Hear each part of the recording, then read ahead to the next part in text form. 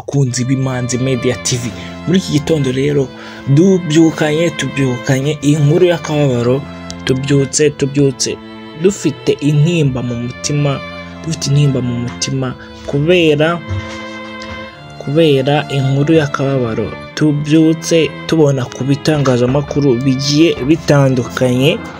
Iyo nkuru rero nta yindi, ni inkuru y'urupfu rw'umunyamakuru wakunzwe cyane n'abatari bake hano mu Rwanda, umunyamakuru wakunzwe cyane rwose, uwo bita Jean Lambert Gatare.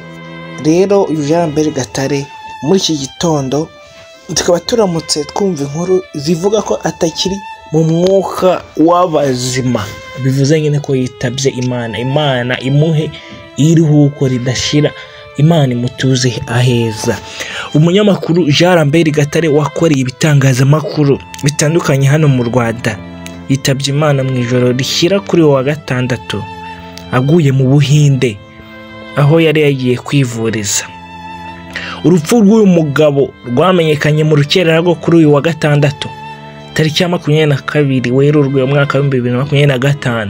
Amakuru yizewe igihe ari nayo dukesha inkuru ifite nuko yari amaze iminsi yaragiye kwivuriza mu Buhinde.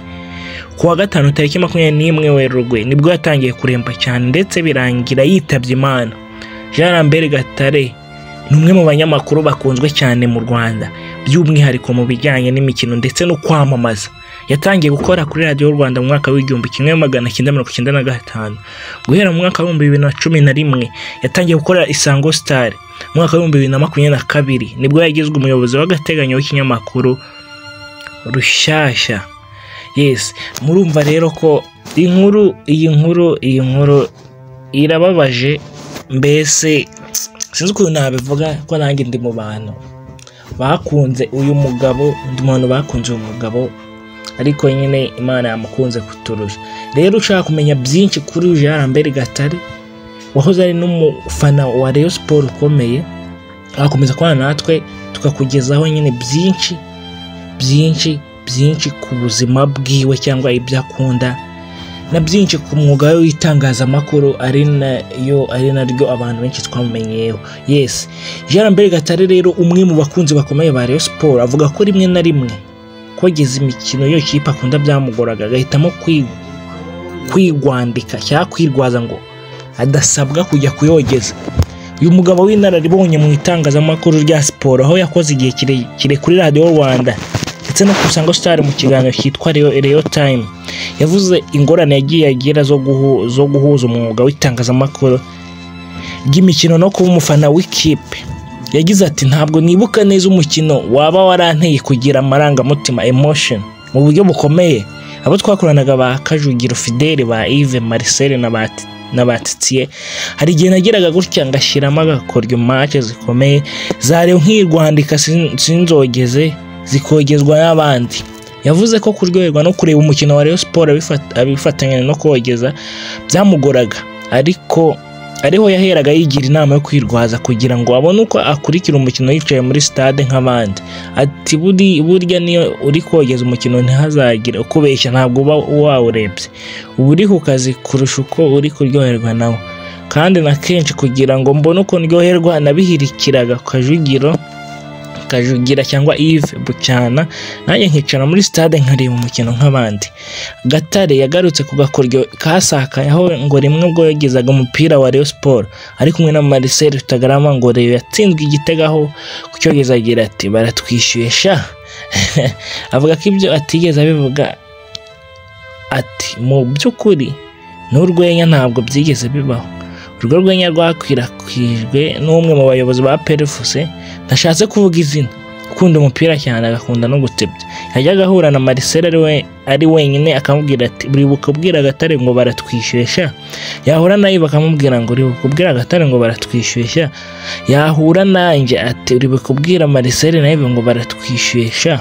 Arongera ati rwose yabivugaga muri wa muco mwiza wo guterana ubuse wo kuganira, ariko noneho babifatiye hejuru babigira ukuri kandi nta byabaye. Hari ubwo twigeze guhura nawe turi batatu, jye na Marcel na Yves, turamubaza tuti noneho turahibereye turi batatu, tubwire uwabivuze. aratubwira ati ubundi se mwese ntimuri abareyo. Aho niho umupira uryohera rero, hazamo utuntu nk'utwo two kuryoshya ariko baratwishyuye ntawe bivuze.